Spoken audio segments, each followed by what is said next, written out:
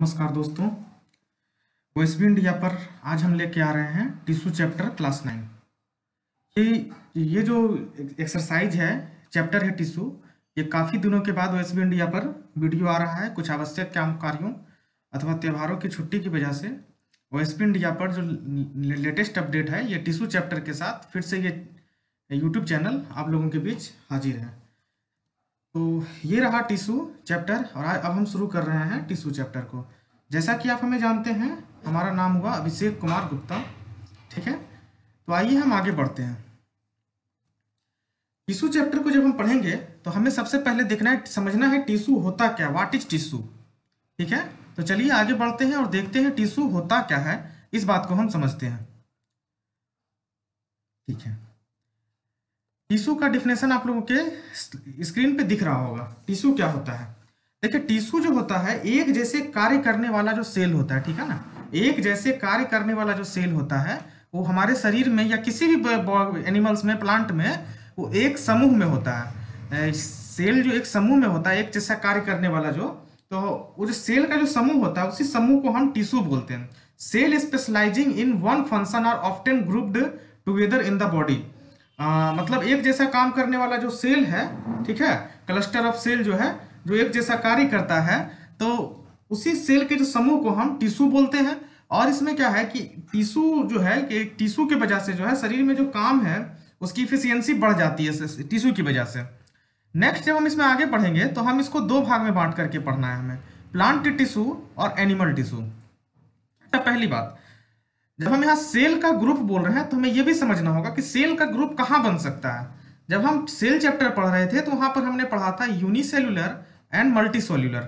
क्योंकि जो unicellular organism जो है, क्योंकि उसमें तो एक ही सेल है, तो सेल का ग्रुप बनना पॉसिबल नहीं है। ठीक है, तो जहां सेल का ग्रुप बनेगा वहीं पर हमें टिश्यू पढ़ना होगा। तो यूनिसेल्युलर के लिए टिश्यू जैसा कोई चीज पढ़ना होता नहीं है, टिश्यू कुछ होता नहीं है। तो टिश्यू चैप्टर जो पढ़ना है हमें सिर्फ और सिर्फ वैसे ऑर्गेनिजम्स के लिए पढ़ना है जहां पर ग्रुप ऑफ सेल हो, सेल की अधिकता हो, एक से अधिक सेल हो, मल्टी सेलुलर ऑर्गेनिज्म हो वो। ठीक है, तो जब हम सेल को पढ़ेंगे, सॉरी टिश्यूज को पढ़ेंगे, तो टिश्यू को हमें दो भाग में बांट करके पढ़ना होगा, plant tissue and animal tissues. अब ये दो भाग में क्यों बांट कर पढ़ना होगा?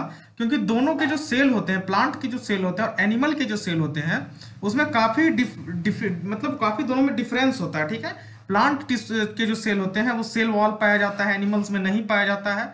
और भी कई तरह का डिफरेंस होता है, क्लोरोफिल का पाया जाना, क्लोरोफिल का नहीं पाया जाना। ये सारे जो डिफरेंस है, इस डिफरेंस की वजह से हमें दो अलग अलग चीज हो जाते हैं, प्लांट टिश्यू और एनिमल टिश्यूज। तो यहाँ पर हम प्लांट टिश्यूज और एनिमल टिश्यूज को बांट करके हमें पढ़ना है। बढ़ते हैं हम अगले स्लाइड की तरफ। टाइप ऑफ टिश्यूज में जब हम सबसे पहले आएंगे तो हम प्लांट टिश्यूज को देखेंगे। प्लांट टिश्यूज को हम सबसे पहले जानते हैं मेरिस्टेमेटिक टिश्यूज और परमानेंट टिश्यूज। प्लांट टिश्यूज जो होता है वो दो टाइप्स का होता है, meristematic tissues and permanent tissues. Next जो होगा मेरा वो एनिमल टिश्यूज होगा। ये क्या होगा? ये भी मेरा चार टाइप्स का होगा। सबसे पहले हमें वहां पढ़ना होगा एपिथेलियल टिश्यूज, उसके बाद कनेक्टिव टिश्यूज, उसके बाद हमें पढ़ना होगा मस्कुलर टिश्यूज, और नेक्स्ट हमको पढ़ना होगा न्यूरल्स या नर्वस टिश्यूज। ठीक है, न्यूरल्स या नर्वस, नाम में कंफ्यूज नहीं होना है, न्यूरल्स और नर्वस एक ही चीज है। तो हम सबसे पहले प्लांट टिश्यू से शुरुआत करेंगे। प्लांट टिश्यू में हमें दो चीज पढ़ना है, meristematic tissues and permanent tissues. बढ़ते हैं हम आगे। Plant tissues, type of plant tissues. Type of plant tissues का जब बात करें तो मेरे पास यहाँ दो चीज मिला था, मेरिस्टेमेटिक टिश्यूज। तो हम सबसे पहले मेरिस्टेमेटिक को देख लेते हैं, उसके बाद हम परमानेंट को देखेंगे। मेरिस्टेमेटिक में सबसे पहले मेरा होगा लैटरल टिश्यूज, नेक्स्ट उसके बाद होगा इंटरकैलरी, और उसके बाद में हमको पढ़ना है एपिकल। लैटरल, इंटरकैलरी और एपिकल। मेरिस्टेमेटिक टिश्यूज के अंदर हमें तीन पार्ट में पढ़ना है, लैटरल, इंटरकैलरी और एपिकल। उसके बाद जब हम आगे की तरफ पढ़ेंगे तो हम जब परमानेंट टिश्यू को पढ़ेंगे तो वहां पे हमें पढ़ना है सिंपल। सिंपल में हमें पढ़ना है, सिंपल टिश्यूज के अंदर, सिंपल परमानेंट टिश्यूज के अंदर पढ़ना है कॉलेनकाइमा, पेरेनकाइमा एंड स्क्लेरेनकाइमा। उसके बाद हमें पढ़ना है कॉम्प्लेक्स टिश्यूज। कॉम्प्लेक्स टिश्यूज में हमें पढ़ना है जाइलम एंड फ्लोएम। तो हमें यहाँ क्या क्या पढ़ना था, एक बार इसे फिर से देख लेते हैं। प्लांट टिश्यूज को हमें दो भाग में बांट कर पढ़ना था, meristematic tissues and permanent tissues. Meristematic tissues में हमने सबसे पहले क्या पढ़ना था, lateral tissues, intercalary tissues and apical tissues. Permanent tissues को भी हमें दो भाग में बांटना था, सिंपल एंड कॉम्प्लेक्स। सिंपल के अंतर्गत हमें 3 पढ़ना था, कॉलेनकाइमा, पेरेनकाइमा, स्क्लेरेनकाइमा। कॉम्प्लेक्स के अंतर्गत 2 पढ़ना था, हमें दो भाग में से बांट के पढ़ना था, जाइलम एंड फ्लोएम। ये जो नाम का जो ये पूरा चार्ट है, इसको इसी प्रोसेस में हमें याद रखना है, ताकि चीजें जो है आगे और भी कई नाम आएंगे इसके अंदर तो वो याद रहे। ठीक है, जैसे कि हमने बोला मेरिस्टेमेटिक में लेटरल, इंटरकैलरी, एपिकल, तो इसे इसी सीरीज में याद रखना है हमको। उसी तरह परमानेंट में जब बात की है तो सिंपल और कॉम्प्लेक्स का बात की है, तो सिंपल में कॉलेन, पेरेन और स्क्लेरेनकाइमा, कॉलेनकाइमा, पेरेनकाइमा और स्क्लेरेनकाइमा, इसको एक ही सीरीज में याद करना। ऐसा नहीं कि हम स्क्लेरेन को पहले पढ़ लें, कॉलेन को बाद में, इससे दिक्कत हो सकता है, कंफ्यूजन क्रिएट हो सकता है। ठीक है, क्योंकि बहुत सारा नाम है इस चैप्टर में। और कॉम्प्लेक्स के अंदर भी जाइलम को पहले पढ़ना है और फ्लोएम को बाद में पढ़ना है। तो क्या पढ़ना है प्लांट टिश्यूज में, ये चीज हमें क्लियर हो गया होगा। मेरिस्टेमेटिक में ये 3 पढ़ना है, परमानेंट में सिंपल और कॉम्प्लेक्स पढ़ना है, सिंपल के अंतर्गत क्या पढ़ना है और कॉम्प्लेक्स के अंतर्गत क्या पढ़ना है। तो ये सारा चीज हम दिमाग में पहुंच जाना चाहिए कि हमें पढ़ना क्या है इस चैप्टर में। तो बढ़ते हैं हम आगे, और अभी हम सबसे पहले शुरू करेंगे मेरिस्टेमेटिक टिश्यूज। जब हम मेरिस्टेमेटिक टिश्यूज को शुरू करेंगे तो सबसे पहले हम इसके प्रॉपर्टीज पे ध्यान देंगे। सबसे पहले हम प्रॉपर्टीज ऑफ मेरिस्टेमेटिक टिश्यूज पे ध्यान देंगे, क्योंकि ये जो मेरिस्टेमेटिक टिश्यूज होता है ये हमेशा इसमें लिविंग सेल पाया जाता है, और लिविंग सेल पाए जाने के साथ साथ क्या होता है, इसमें लाइफ टाइम डिवीजन होते रहता है। मेरिस्टेमेटिक टिश्यू जो होता है ये वृद्धि के लिए, मतलब किसी भी चीज के ग्रोथ के लिए जिम्मेदार होता है। ठीक है, पौधे के ऊपर की तरफ लंबाई बढ़ना, उसकी मोटाई को बढ़ना, या फिर उसमें इंटरनोड के जो होता है इंटरनोड का बनना। ठीक है ना, ये 3 चीज जो है ये मेरिस्टेमेटिक टिश्यूज की वजह से होता है। और जब लंबाई को बढ़ना है तो निश्चित है कि सेल की संख्या बढ़ेगी तभी तो लंबाई बढ़ेगी, तो सेल की संख्या का यहाँ पर बढ़ते जाना है। तो यहाँ डिवीजन होगा, ठीक है, सेल डिवीजन होगा, लाइफ टाइम यहाँ पे डिवीजन चलेगा। सेल डिवीजन किसकी थ्योरी थी, इस चीज को आप लोग को ध्यान देना है और यहाँ कॉमेंट बॉक्स में बताना है। हमने ये सेल चैप्टर में पढ़ा था सेल डिवीजन की थ्योरी, किसने दिया था ये बात यहाँ कमेंट में बताना है, आप लोग का पुराना रिवीजन भी हो जाएगा। आगे जब हम बढ़ेंगे तो हमको पढ़ना है कि इसमें जो सेल वॉल होता है ये थिन होता है, पतला होता है और सिर्फ सेलुलोज का बना होता है। ठीक है, इसमें जो सेल वॉल होता है ये थिन होता है और सेलुलोज का बना हुआ होता है। इसके अंदर जो वॉक्यूल्स होता है ये बड़े वॉक्यूल्स नहीं पाए जाते हैं, वॉक्यूल्स बड़े छोटे छोटे वॉक्यूल्स पाए जाते हैं। ठीक है, क्योंकि बड़े वॉक्यूल्स की आवश्यकता नहीं है, वॉक्यूल्स की आवश्यकता नहीं है, क्योंकि इसका काम कुछ और है, इसका काम है ग्रोथ देना। तो ग्रोथ देने के लिए बड़े वॉक्यूल्स की आवश्यकता नहीं होती है, इसलिए यहाँ पर large vacuoles are absent, large vacuoles यहाँ नहीं पाए जाते हैं। नेक्स्ट है लार्ज न्यूक्लियस। न्यूक्लियस में बड़ा पाया जाता है, न्यूक्लियस बड़ा पाया जाता है क्योंकि सेल में डिवीजन होते रहना है, बार बार सेल को टूटना है, सेल को टूटना है तो न्यूक्लियस को भी बांटना होता है। ठीक है, इस वजह से क्या होता है कि न्यूक्लियस इसके अंदर बड़ा होता है। तो जब हम इसमें आगे बढ़ेंगे तो इसमें हमको पढ़ना है ये जो मेरिस्टेमेटिक टिश्यूज में जो सेल होते हैं, इस सेल के बीच में स्पेस काफी कम होता है, एकदम चिपके हुए से रहते हैं सारे सेल। ठीक है, तो इंटरसेलुलर स्पेस इसमें नहीं पाया जाता है, हालांकि कुछ बुक में लिटिल इंटरसेलुलर स्पेस का जिक्र है, कहने का मतलब काफी कम मात्रा में इंटरसेलुलर स्पेस, मतलब कि इंटरसेलुलर स्पेस कम मात्रा में हो सकता है अथवा नहीं हो सकता है, कंफ्यूज होने वाली कोई बात इसमें नहीं है। नेक्स्ट है कि हम जब सबसे ऊपर में ही पढ़ चुके हैं लाइफ टाइम डिवीजन। डिवीजन कौन कर सकता है, डिवीजन सिर्फ लिविंग ही कर सकता है, जो डेड सेल है वो डिवीजन नहीं कर सकता है। तो यहाँ पे लिविंग तो होगा ही, क्योंकि ये डिवीजन करता है, लाइफ टाइम डिवीजन होता है, इसलिए हम इसे लिविंग सेल भी बोलेंगे। आगे जब हम इसमें बढ़ेंगे तो इसमें जो साइटोप्लाज्म पाया जाता है सेल के अंदर, तो साइटोप्लाज्म क्या होता है, डेंस होता है। साइटोप्लाज्म क्या होता है, अब ये सवाल बनता है, तो इसका जवाब आप लोगों को देना है कि साइटोप्लाज्म क्या होता है। कमेंट बॉक्स के नीचे इसका जवाब दें कि साइटोप्लाज्म क्या होता है। बढ़ते हैं आगे, तो इसका जो डिफिनेशन है मेरिस्टेमेटिक टिश्यूज का, कि क्या है meristematic tissues, what is meristematic tissues. तो meristematic tissues are those tissues whose cell are capable to dividing, मतलब एक ऐसा टिश्यूज जिसके अंतर्गत पाए जाने वाले सेल डिवीजन करने के लिए कैपेबल हो, उसके योग्य हो, वो डिवीजन कर सके। ठीक है ना, तो उसको हम बोलेंगे मेरिस्टेमेटिक टिश्यूज। बढ़ते हैं आगे हम फिर इसमें। अच्छा, in plant tissues the meristematic tissues are located in region. चूंकि जो मेरिस्टेमेटिक टिश्यूज है ये डिवीजन करते रहता है, डिवीजन करता है तो इससे पेड़ पौधे में ग्रोथ होता है। तो ये जो ग्रोथ होता है, तो ये पेड़ पौधे में जो ग्रोथ होता है पेड़ पौधे के कुछ हिस्सों में ही होता है। ठीक है ना, तो जिस हिस्से में ग्रोथ होता है तो मेरिस्टेमेटिक टिश्यूज भी तो उसी हिस्से में पाया जाएगा, पूरे पेड़ पौधे में तो पाया जाएगा नहीं। तो जिस हिस्से में मेरिस्टेमेटिक टिश्यूज पाया जाता है उस हिस्से का नाम क्या है? मेरिस्टेम्स। मेरिस्टेम्स, ठीक है, मेरिस्टेम्स। तो हम जब इसमें आगे बढ़ेंगे तो हमको जो पढ़ना है root apical meristems, shoot apical meristems, lateral meristems और intercalary meristems. Root apical meristems, apical जो मेरिस्टेमेटिक टिश्यूज होता है, एपिकल मेरिस्टेमेटिक टिश्यूज का काम होता है ग्रोथ, मतलब प्राइमरी ग्रोथ में वृद्धि। प्राइमरी ग्रोथ का मतलब उसके लंबाई में वृद्धि। हम इसको समझाने का प्रयास करते हैं ये क्या चीज है।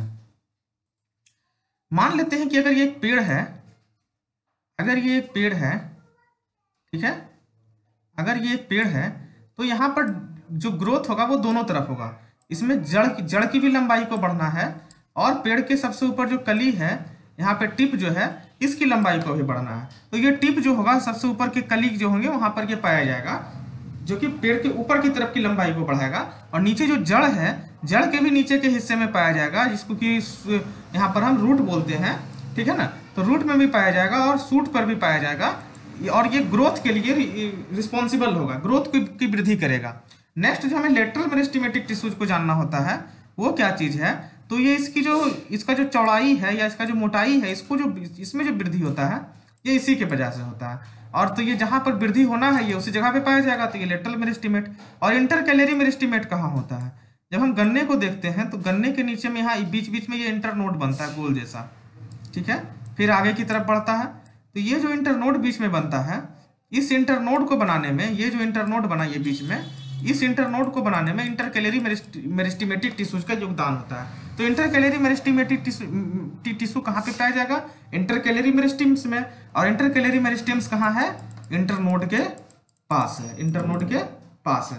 तो हमको ये चीज यहाँ पर हमको समझना था, ठीक है। बढ़ते हैं आगे हम इसमें। हाँ, वही बात है, लेटरल मेरिस्टेमेटिक टिश्यूज क्या हो गया? ये ग्रोथ के लिए रिस्पॉन्सिबल है, secondary growth. Lateral meristematic tissues जो है सेकेंडरी ग्रोथ के लिए, सेकेंडरी ग्रोथ का मतलब पेड़ पौधों की चौड़ाई जो है, उसकी मोटाई जो बढ़ती है वो लेटरल की वजह से बढ़ती है। एपिकल का काम क्या है? Apical is responsible for primary growth. Apical जो है ऊपर की तरफ लंबाई बढ़ने के लिए रिस्पॉन्सिबल है। पेड़ पौधों की जो प्राइमरी ग्रोथ जो होता है, उसकी जड़ की लंबाई का बढ़ना और उसके सूट की लंबाई का बढ़ना एंड रूट की लंबाई का बढ़ना, ठीक है। तो ये जो लंबाई का बढ़ना होता है, यही पे हो गया मेरा क्या, हमारा एपिकल मेरिस्टेमेटिक टिश्यूज। नेक्स्ट जो आता है मेरा intercalary meristematic tissues. Intercalary meristems is the meristems at the base of the leaves and internodes. कहने का मतलब हो गया इंटरनोड्स। जब हम बात कर रहे थे इंटरनोड्स का, तो इंटरनोड क्या होता है? वही पेड़ पौधा का जो है ज्वाइंट सा होता है, गोल सा, इसको इंटरनोड बोलते हैं, बीच बीच में बना हुआ होता है। ये इंटरनोड गन्ने में पाया जाता है, ठीक है, धान वगैरह में भी, गेहूं में पाया जाता है शायद। तो ये जो पाया जाता है, ये जो चीज है, यही इंटरनोड है। इसको बनाने में जो योगदान किसका होता है? इस इंटरकैलरी मेरिस्टेमेट का होता है। अच्छा, पेड़ पौधों के जहाँ पत्तियां जो ज्वाइंट होती है पौधों से, उस ज्वाइंट पर भी जो है ये मेरिस्टेमेटिक टिश्यूज पाया जाता है, इंटरकैलरी मेरिस्टेमेटिक टिश्यूज। तो ये था मेरा इंटरकैलरी मेरिस्टेमेटिक टिश्यूज। पढ़ते हैं हम इसमें आगे की तरफ। आगे हमको देखना है परमानेंट टिश्यूज। परमानेंट टिश्यूज के बारे में जब हम देखेंगे तो यहां पर हमको क्या करना है? Permanent tissues are those tissues whose cell are lost the power of dividing and structurally and functionally specialized for a specific function।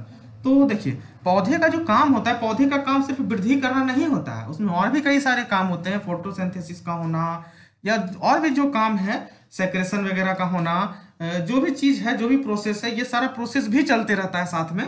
तो ये सारा सिर्फ ग्रोथ की, तो सिर्फ ग्रोथ से तो काम चलेगा नहीं। ग्रोथ भी आवश्यक है, ठीक बात है, ग्रोथ आवश्यक है, तो ग्रोथ का काम तो मेरिस्टेमेट कर रहा है। लेकिन कुछ परमानेंट भी होता है, जो कि इसका काम क्या है? सिर्फ वृद्धि करना नहीं काम है उसका, वृद्धि करना काम ही नहीं है, जो कि वृद्धि करने के पावर लॉस्ट कर चुका है, ठीक है। तो वो वृद्धि करना उसका काम नहीं है, उसका काम है क्या? उसका काम है स्पेसिफिक फंक्शन को काम करना, स्पेसिफिक काम को करना, ठीक है। जैसे फोटोसिंथेसिस में मदद करना या और भी कोई काम है, पौधों को मैकेनिकल स्ट्रेंथ प्रदान करना, ये सब काम जो है, इलास्टिसिटी फ्लेक्सिबिलिटी देना, पौधों में फ्लेक्सिबिलिटी, लचीलापन लाना, ये सारा काम जो है ये परमानेंट टिश्यूज का होता है। तो परमानेंट टिश्यू पर हम आगे बात करेंगे, ठीक है। हम इसमें देख लेते हैं क्या क्या इसमें हमें पढ़ना है। इसमें हमको सबसे पहले पढ़ना है simple permanent tissues, where the tissues is composed of only one type of cell, bracket में लिखा है only one type of similar cell, मतलब कि एक तरह के सिमिलर सेल से, ठीक है ना, एक तरह के सिमिलर सेल से जो टिश्यूज बना हुआ है उसको हम सिंपल परमानेंट टिश्यू बोलते हैं, है ना। इसमें एक ही तरह का सेल पाया जाता है, एक से अधिक तरह का सेल इसमें नहीं पाया जाता है, ठीक है। नेक्स्ट जो होता है मेरा complex permanent tissue, where the tissue is composed of more than one type of cell, more than one type of similar cell, मतलब कि सिमिलर काम करने वाला, बात को समझना होगा, एक जैसा काम करने वाला एक से अधिक तरह का सेल का जो समूह होता है वो कॉम्प्लेक्स परमानेंट टिश्यू होता है। तो हम आज क्या क्या देखें, सबसे पहले उसको एक बार रिवाइज कर लेते हैं, और आज के वीडियो को हम यहीं पे रहने देंगे, इस लेक्चर को यहीं पे रहने देंगे। अगले लेक्चर में हम परमानेंट टिश्यू को कंप्लीट करेंगे, और फिर उसके अगले लेक्चर में हम फिर एनिमल टिश्यूज की तरफ हम जाएंगे। तो आज के वीडियो में हमने क्या क्या पढ़ा, आइए एक बार फिर से रिवर्स में जाकर के इसको एक बार रिवाइज कर लेते हैं, तेजी से हम पीछे की तरफ जा रहे हैं। हाँ, सबसे पहले हम पढ़े थे डिफिनेशन पार्ट से, हमने सबसे पहले पढ़ना शुरू किया था।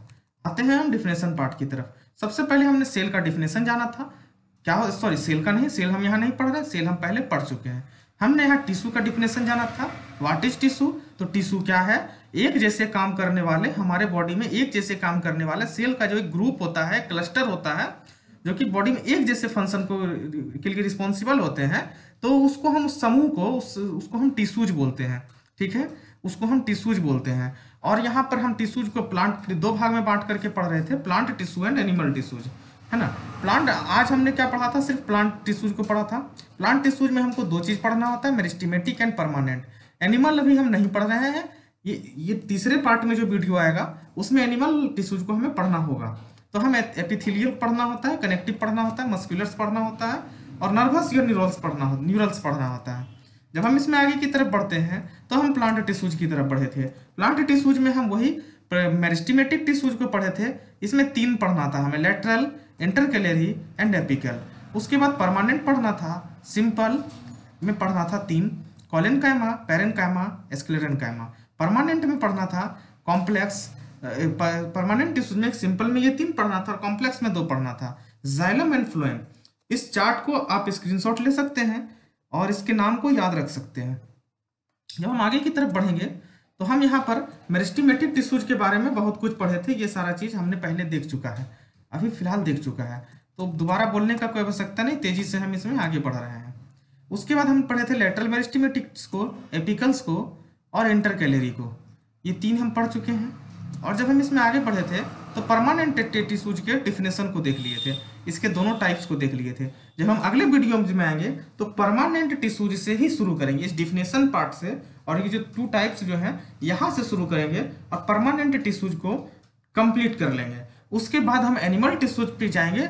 हमें लगता है एनिमल टिश्यूज में 3 या 4 पार्ट होना चाहिए, और प्लांट टिश्यूज जो है ये 2 पार्ट में कंप्लीट हो जाएगा। नेक्स्ट वीडियो परमानेंट का आएगा और प्लांट टिश्यूज जो है ये कंप्लीट हो जाएगा। उसके बाद हम फिर एनिमल्स पे आएंगे, एनिमल्स के 3 या 4 वीडियोज हमें लगता है करने होंगे, उसके बाद एनिमल्स भी कंप्लीट हो जाएगा। तो इसी तरह से हम टिश्यू चैप्टर को कंप्लीट कर लेंगे। फिर मिलेंगे अगले वीडियो में, तब तक के लिए धन्यवाद। और हाँ, जाते जाते एक बात, आप लोग हमारे चैनल, इस चैनल को सब्सक्राइब जरूर कर लें, सब्सक्राइब कर लें, बेल आइकॉन को दबा दें। आवश्यक कार्यों की वजह से लंबे समय से इस चैनल पर वीडियो नहीं आ रहा था, अब वीडियोज आएंगे, लाइव लेक्चर्स भी आएंगे, तो परेशान होने वाली कोई बात नहीं है। मिलते हैं फिर अगले लेक्चर में, धन्यवाद।